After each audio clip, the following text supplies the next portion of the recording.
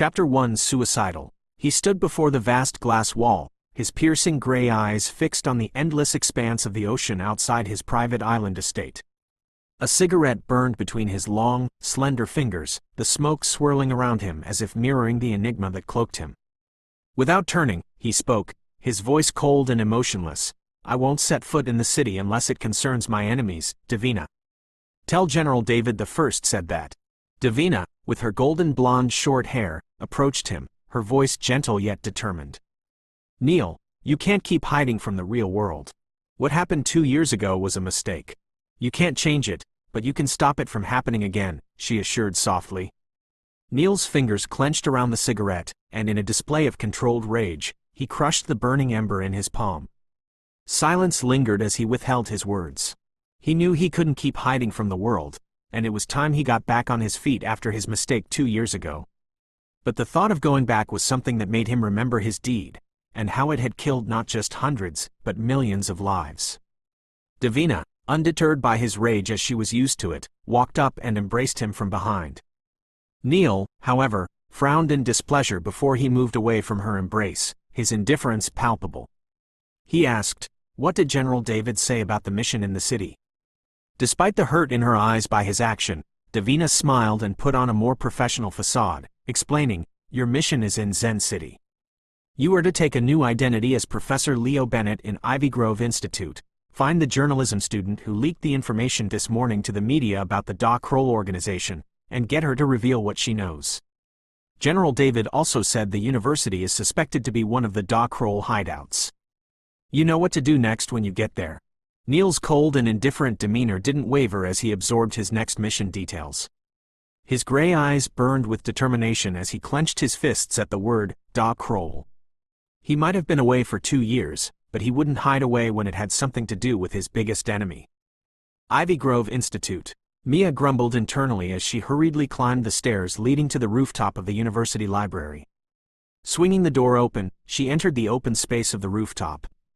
This was her sanctuary, away from all the noise, away from all the people who do nothing all day but look down on her and make her life difficult. Away from it all, even if it was just for a short time, to feel the wind blowing against her face, to breathe in the fresh air. It was all so refreshing and relaxing. Life hadn't been easy on her.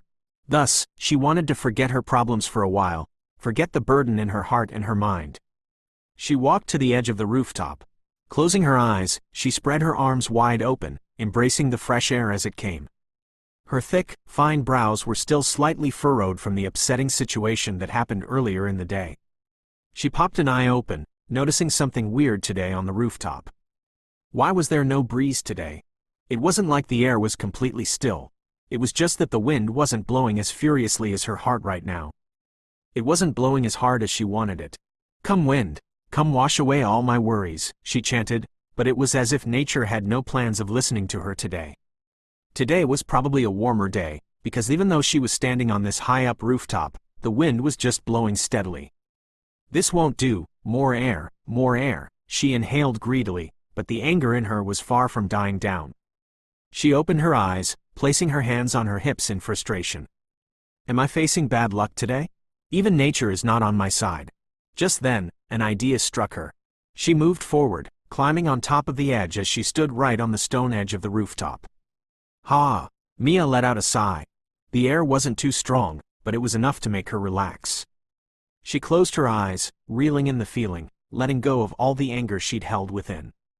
She opened her arms as the wind blew against her face and brown hair. Down below the huge library building of Ivy Grove Institute, a guy was busy posing, trying to take a selfie. Just as he raised his hands up in position, he noticed his back camera was on instead of the front one. But as he quickly tried to switch it back, he noticed a weird person up on top of the building with arms wide open, as if ready to fall off the rooftop. The guy panicked, yelling, "Oh shit! Suicide! Someone's trying to commit suicide on the rooftop!" His shout attracted a lot of attention as a crowd slowly started to gather. Gasps and murmurs filled the air. People pointing and talking about the pitiful suicidal person, everyone scared she'd jump any minute. Someone quickly called the police. The girl in question was busy enjoying the fresh air. Heights didn't bother her at all. She'd done a lot of physical activities in the past. But little did she know, her stupid attempt at relaxation was attracting a lot of attention and earning her the name of a suicidal person. And soon, fire trucks filled the area. A few professors of Ivy Grove Institute and higher-ups had been alerted. People started flocking to the scene, creating an even bigger crowd. The girl in question, though, couldn't be more oblivious, with the loud white sounds she was listening to on her earbuds. By now, she'd only been on the rooftop for a few minutes, so she didn't think it'd make a difference at all. From behind her, a few students who were initially inside the library of the university had all gathered on the rooftop, yet everyone kept a safe distance for fear of aggravating the situation. "Isn't that Mia? Why would she want to commit suicide?" A short girl with 2 braids, standing on the rooftop along with all the other students, asked, suddenly recognizing the suicidal person. "Oh my God! It really is her. But she doesn't seem like a troubled person, so why would she get suicidal?"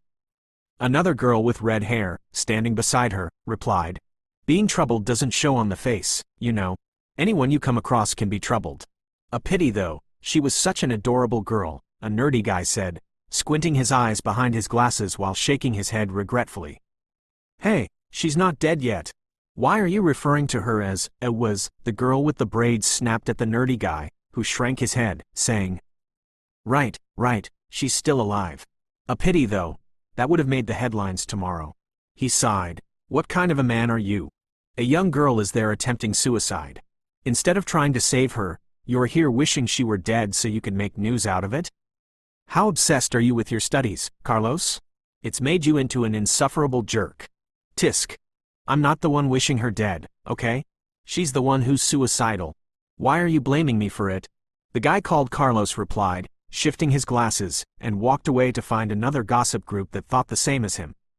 "Didn't you hear? It was rumored that the top story about that drug syndicate, Da Kroll, that attracted the attention of that big news agency, had actually been claimed by Mia Harrison this morning," said someone from the crowd. "What? Why would she do that?" She claimed that the story belonged to her and Diane stole it from her and presented it for her assignment project. But when she was asked to provide proof, she wasn't able to, and Diane showed clear proof as she had posted it on her blog the minute she got the information. So that Mia was completely humiliated in front of the professors. She must have been depressed and humiliated to the point of suicide. No way, Diane wouldn't do such a thing. Mia was just attempting to slander her. She's probably jealous of Diane's intelligence. I know, right? And she ended up making a fool of herself in front of everyone today. Maybe that's the reason she's suddenly attempting suicide. So that's what happened. I always used to think that Mia was a sensible girl. Turns out I was wrong. She even allowed herself to be driven by envy to the point of suicide. How stupid. What? Who did you say was attempting suicide? Rain, a young girl with wavy red hair, suddenly pulled one of the girls talking. The girl flung her arm free. She pursed her thin lips. "Isn't it that stupid friend of yours?" She snapped angrily, suddenly disliking Rain as much as she did Mia. Mia? But she cut herself short from defending Mia to go see for herself.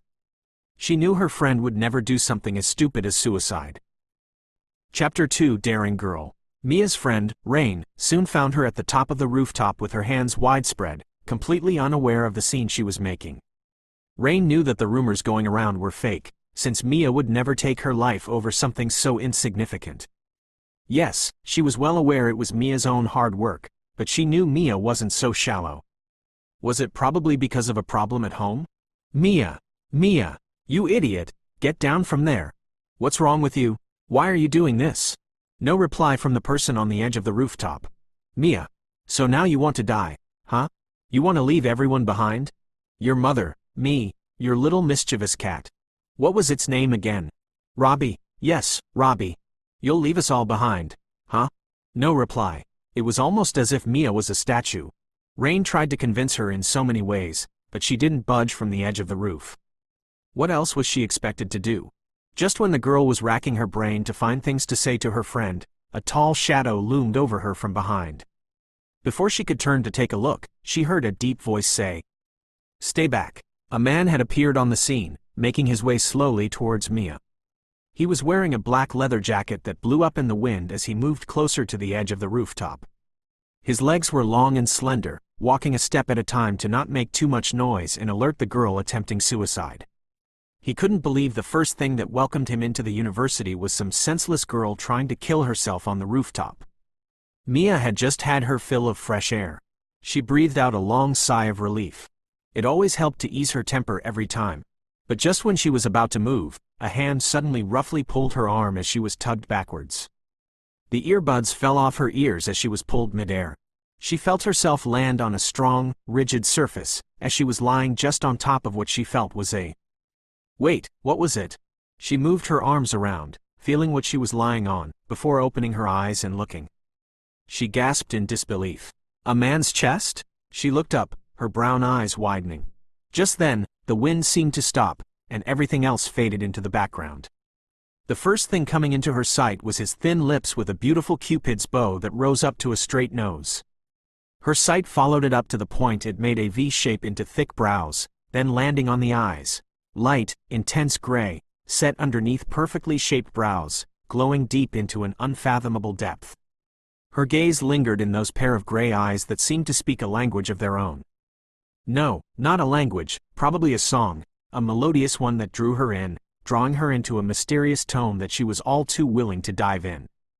The tone, as beautiful as it was full of mystery, it created a sweet sensation in her bones that seemed to march their way into her veins, landing straight in her heart, then bursting forth in a beautiful, colorful flurry that morphed into 1,000 tiny butterflies fluttering in her stomach, a ticklish sensation. It suddenly gave her an inspiration to write a song about those eyes.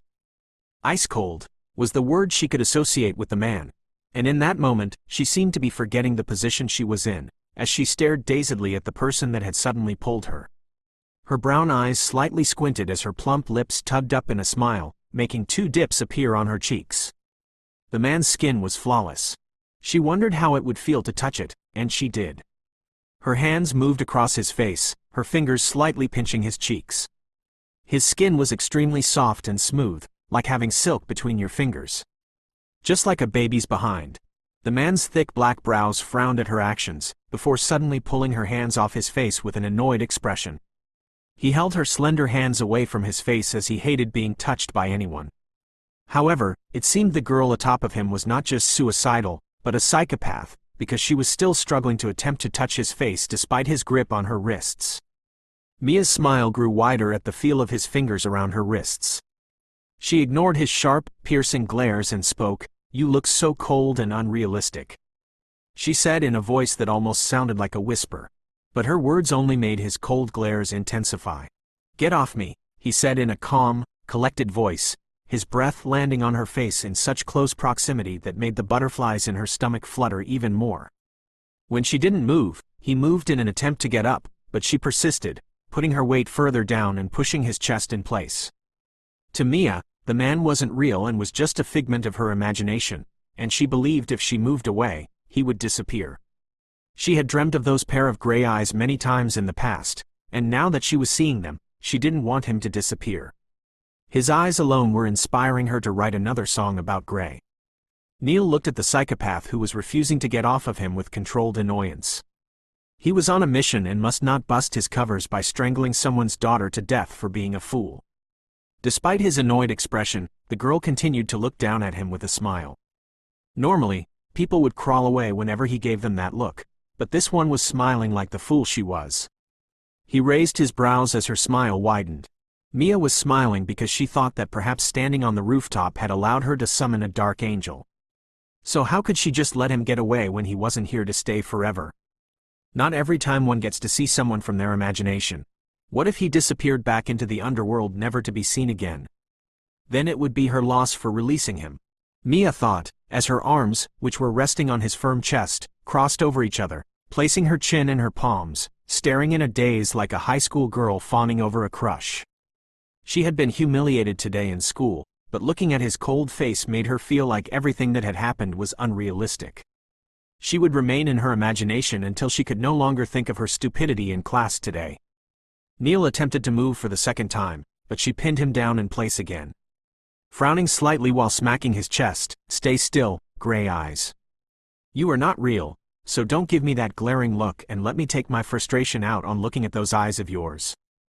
Neil couldn't believe the crazy girl had just dared to hit his chest while telling him shit. How daring of her to ignore his warning glares. His eyes darkened slightly. I will count to 3.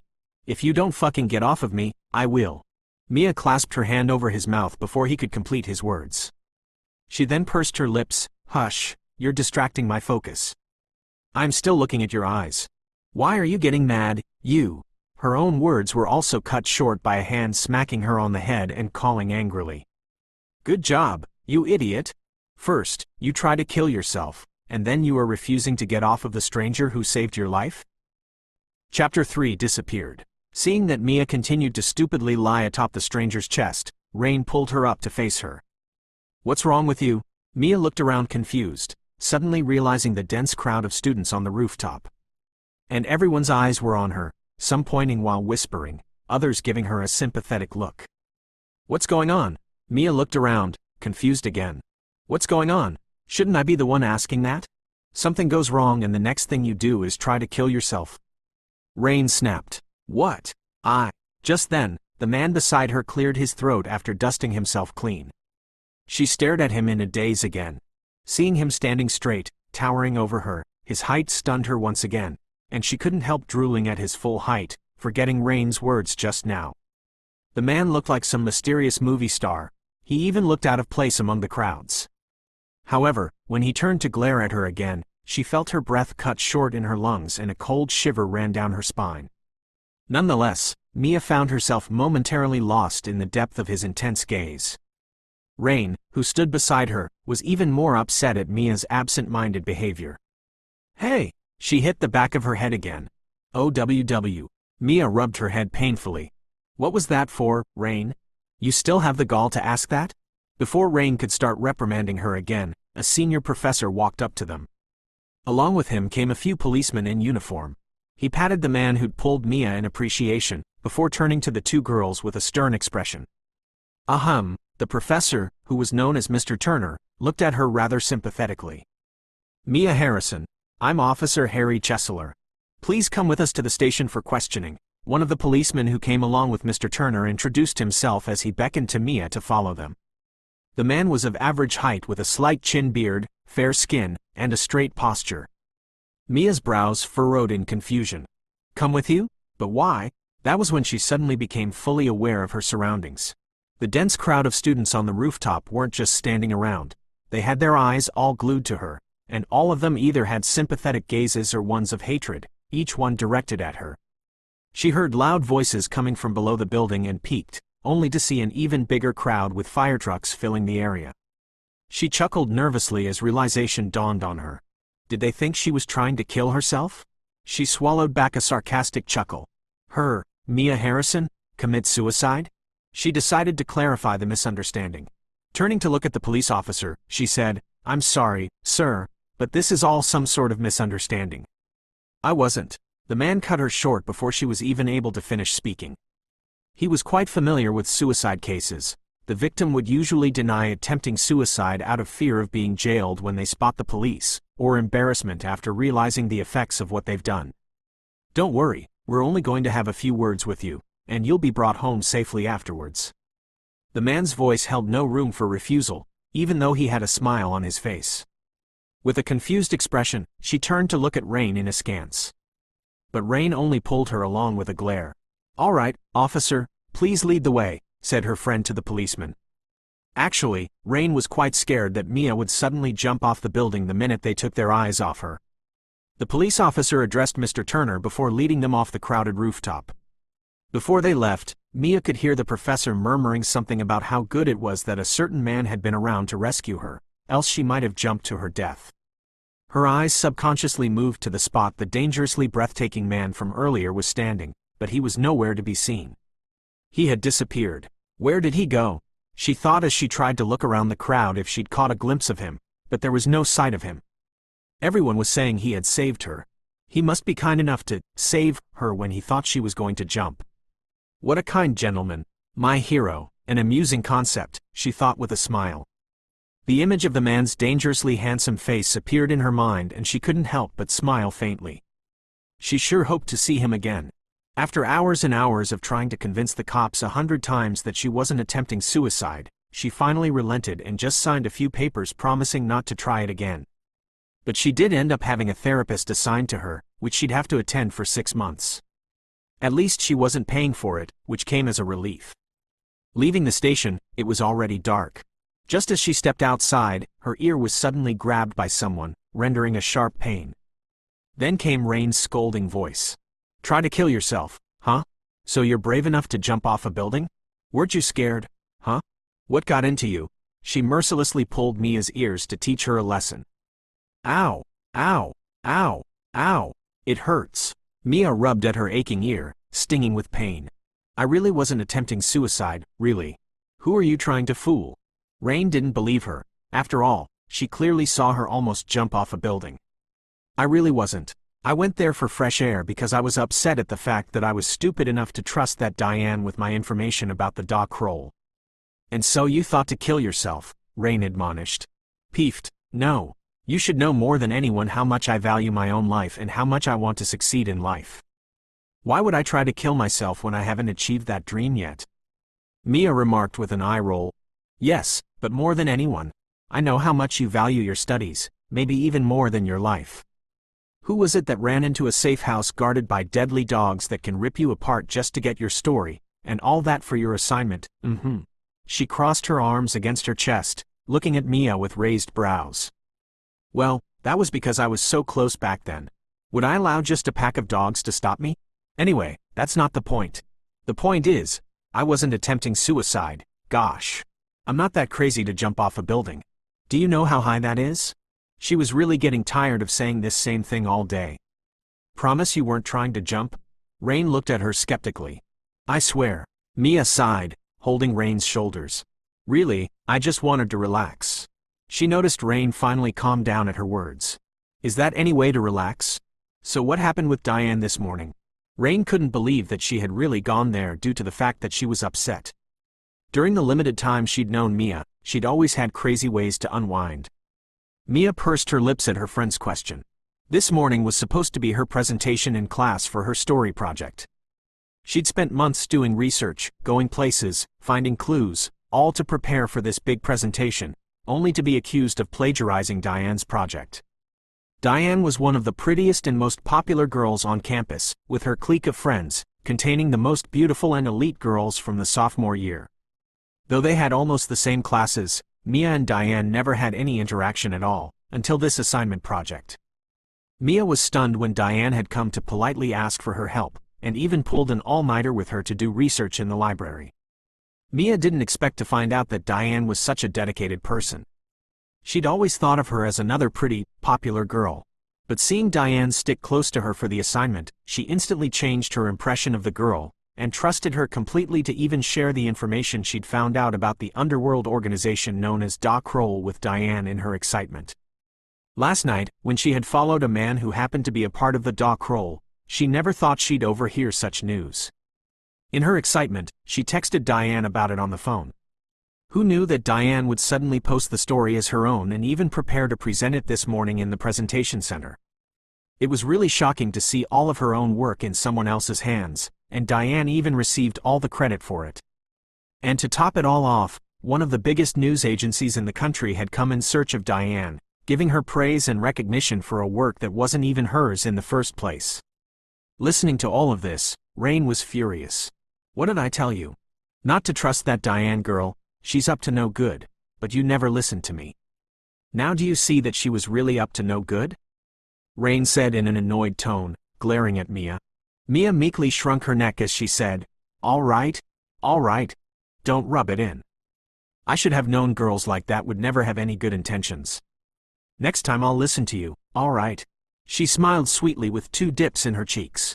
It was her fault for misunderstanding Diane's character.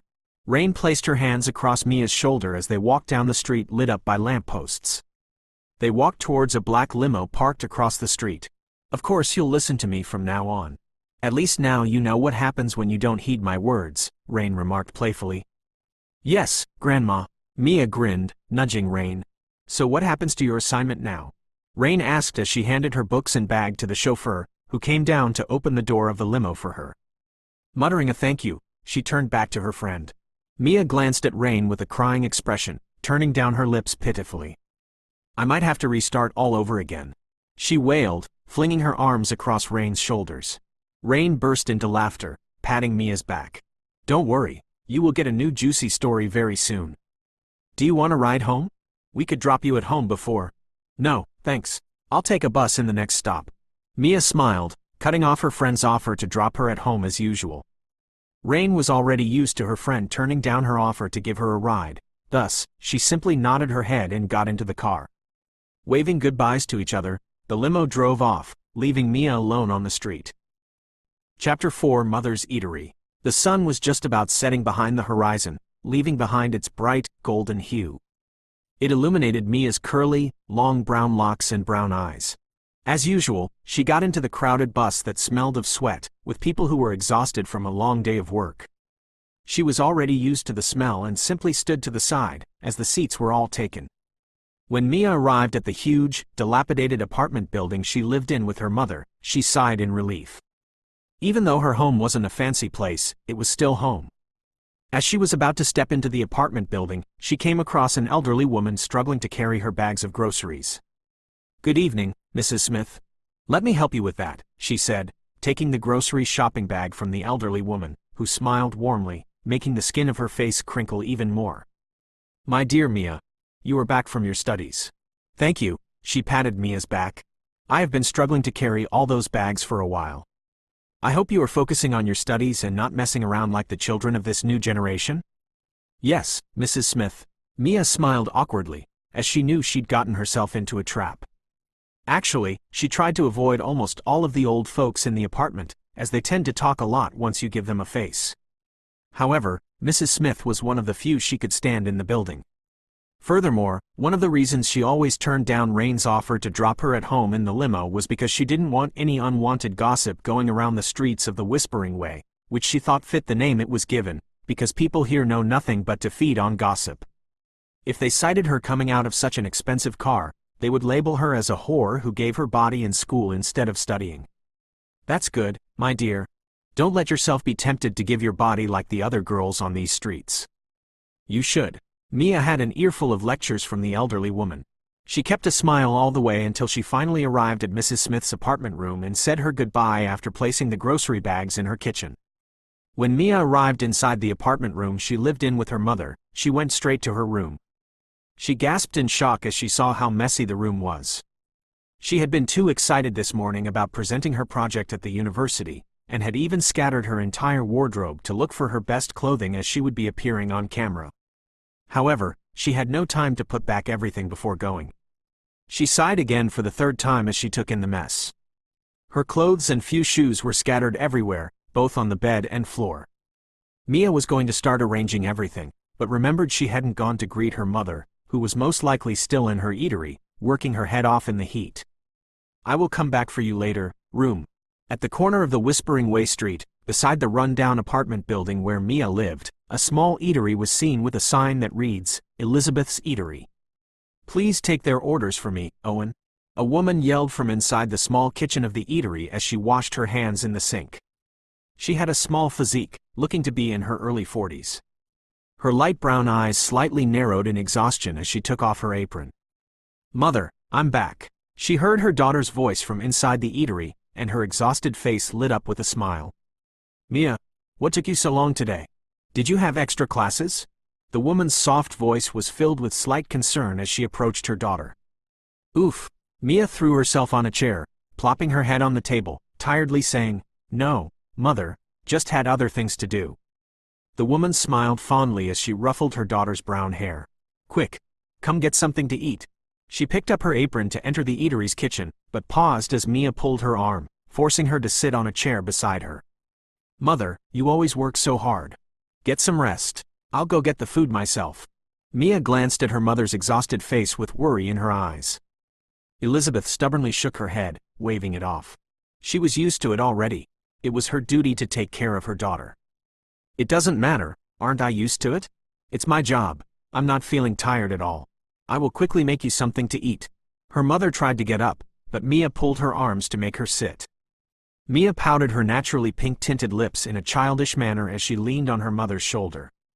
"You're working too hard. Whenever you feel tired, just take a rest. Stop pushing yourself too hard, Mama." Mia couldn't help but berate her mother. Since her childhood, she had always seen her mother working hard without rest. Her mother had taken on the sole responsibility as the breadwinner for the family since her father died.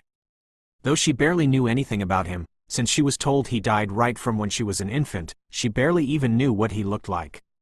She'd never seen his pictures, nor did her mother like talking about him. She technically knew nothing about him, not even his name. Growing up, Mia had always wanted to help her mother share the responsibility, but the woman would hear nothing of it and insisted she prioritize her studies. Her mother had started this eatery when Mia was 10 years old, and ever since then, they'd grown. More people began to recognize and love her mother's food, which earned them more customers, but more work for her mother. She watched her mother strive every day to put food on the table, even if it was just the two of them. She swore to herself that one day she would become so successful, her mother wouldn't need to work another day in her life. Chapter 5 Nightmare. When Mia returned to her room, she quickly arranged the messy room, took a shower, and put on a baggy shirt and shorts. She fed her cat. Then, to distract her mind from wandering back to today's event, where she'd been humiliated and even called a suicidal person, she didn't want to think about how she'd also been betrayed. Mia picked up the guitar lying in the corner of her room. She'd worked hard to afford to buy the only instrument she knew how to play. If there was one thing that helped clear her mind, it was music and rooftops. Playing guitar had been a hobby of hers right from childhood. Even though she didn't have memories of her childhood before they'd moved to Whispering Way Street 14 years ago, her mother had told her she'd loved playing since she was only 4 years old. Her mother had told her that the mansion, where she'd worked as a nanny for the family, had lots of instruments, and when Mia would go there with her, she would always play with the guitar. Perhaps that was why she was so skilled at playing it now, even without going to any school or taking any music classes. Mia sat down on the fluffy sofa beside her room's window with her guitar in hand. She stared out the window and looked down at the busy night streets, where people were still outside having their nightlife. Some were drinking and laughing, while some were just passing and going about their business. She could hear the sounds of cars, horns, and loud sirens in the distance. No time is too late on Whispering Way Street, Mia thought as she crossed her legs and sat in an Indian style. She placed her guitar on her lap. Her long, slender fingers moved along the classic guitar's nylon strings. The warm, mellow tone filled the room as she began to play her favorite music with the guitar. As she played, Mia suddenly remembered the man with gray eyes. Such a mysterious man. She stopped playing and ran to her bed, quickly picking up her phone from her bag. She dialed Rain's number. "Hello," came Rain's sleepy voice from the other side. "You saw him, right?" Mia asked hurriedly, wanting to confirm she hadn't been dreaming but that he had been real on the rooftop. "Who are you talking about, Mia? I'm so tired," Rain drawled with a tired voice. "The gray eyes. I mean that man this afternoon who pulled me on the rooftop." "What man? Oh, that one? Yes, I saw him. Why?" Mia let out a sigh of relief. "Good thing he wasn't just a figment of my imagination. He's too perfect to be real," she mumbled internally. Hearing the silence on the other line, Rain called out, "Mia, why, what about the man?" She heard Mia's voice raise a notch. "Did you not see his face?" Mia exclaimed into the phone, placing it between her shoulder and her ear as she went back towards the window, sitting down with her guitar. "I did see him. I mean, not clearly. I didn't get a good look at him. I was only worried about you." "Why, what about him?" Mia shook her head pitifully as she noticed a few men fighting down the street. Addressing Rain, she said, "Okay, we'll talk about that tomorrow." "Good night." She heard Rain's voice roar angrily, and she quickly hung up before she scolded her for interrupting her sleep without giving her a valid reason. Mia didn't pay heed to the fight down the street and drew her curtains instead. She was already used to such things. She went back to her bed and lay down. As she slept, her mind kept wandering back to those beautiful gray eyes until she was plunged into her dreamland. "Mia!" She heard a voice call her name, and when she looked towards the person, she saw blood. She found herself standing in a pool of blood with a man's savage laughter. "You didn't see anything, my dear." Mia was shaking uncontrollably. She heard the sound of her own voice that sounded nothing like hers as she said, "I saw you." "Come here, my dear," said the man, whose face she couldn't make out. But his hands were covered in blood, and she was in that pool of blood. As the man approached her, Mia backed away, shaking violently and crying. Her heart was beating faster against her chest as she entered a room and tried to close the door, but the man pushed it open before she could close it. And when he caught her by the hair, she woke up from the terrible nightmare that had haunted her almost every night of her life. Mia looked around her room and noticed it was morning already. She was panting heavily as she wiped away her damp forehead. It was just another silly nightmare, she assured herself as she quickly got off the bed. Mia arrived at her morning class amidst countless weird gazes from all the students she passed by. She sighed. It appeared she'd built herself a reputation as the school's suicide girl now. She couldn't count the number of people she was acquainted with who stopped to either offer her a comforting hug or soothing words. But the majority of people were those who shot her deathly glares, as if she'd killed their family members and went unpunished. Some even physically bumped her shoulders on purpose, mumbling something about how they should have let her fall off the rooftop since she attempted it, and how much of a horrible person she was for attempting to kill herself out of jealousy. Though that part she didn't understand, she chose to ignore all of it. Ever since she'd been given a scholarship at the Ivy Grove Institute a year ago, she had been keeping a low profile as she was the poor girl amidst the rich folks. Furthermore, yesterday wasn't the first time she'd gone to the rooftop before. It was just the first time she'd climbed that platform to clear her mind from the humiliation she'd been through in the CFJ, where they were asked to report their project assignment. She had been so excited, as her story was something big that would grant her good grades and even grant her easy access into the news agencies for internships, but Mia spotted Rain waving at her to come take a seat she'd reserved up in the third row of their classroom. "Morning, thanks." She hurriedly took her seat beside Rain and placed her laptop bag on the table before the class started. "Wow, you've suddenly become a celebrity. I can only hear people uttering your name all morning." Rain jested. Mia sneered. "Let them. They haven't got better things to do but feed on rumors and gossips." The class suddenly filled with low whispers and murmurs. Raising her head to see the cause of the commotion, Mia froze for a moment at the sight of the girls who walked into the class. She heard Rain scoff. "And here comes the witch and her lackeys." Approaching them was the girl who was the cause of all this drama for Mia, Diane Foster, the daughter of one of the university's governants. Ivy Grove Institute was one of the biggest and most expensive private universities in Zen City, and it had been a lifetime's opportunity for Mia to be granted a scholarship, but now because of Diane, that opportunity was hanging on a thin thread. Diane Foster was pale-skinned with straight, auburn blonde hair that parted in the middle. It framed her long, beautiful face. She was wearing a flowery pink dress that stopped below her knees, exposing her elegant, long, milky legs. She looked like a delicate flower with her fox-like blue eyes and a coy but flirty smile. Diane sashayed towards Mia with two other equally pretty girls following closely behind. However, standing beside Diane, the other two girls' beauty paled in comparison, due to Diane's soft and delicate, flower-like appearance. "Mia, how are you?" Diane exclaimed, her voice tiny and soft, feminine like the light flutters on a butterfly's wings. Tightly grasping Mia's two hands in her own, she moved closer, squeezing past Rain, who glared at her in disdain. Not allowing Mia to speak, she continued to say, "I'm so sorry about yesterday's incident. I really wasn't aware that you wanted that story.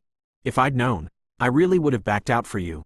She sniffed in invisible tears as she continued, "During the short time we've been friends, I have really come to admire you. I would never have hurt you like that by presenting that story if I knew you wanted the spotlight for the sake of your scholarship. I really don't care about the attention as long as you'll be happy.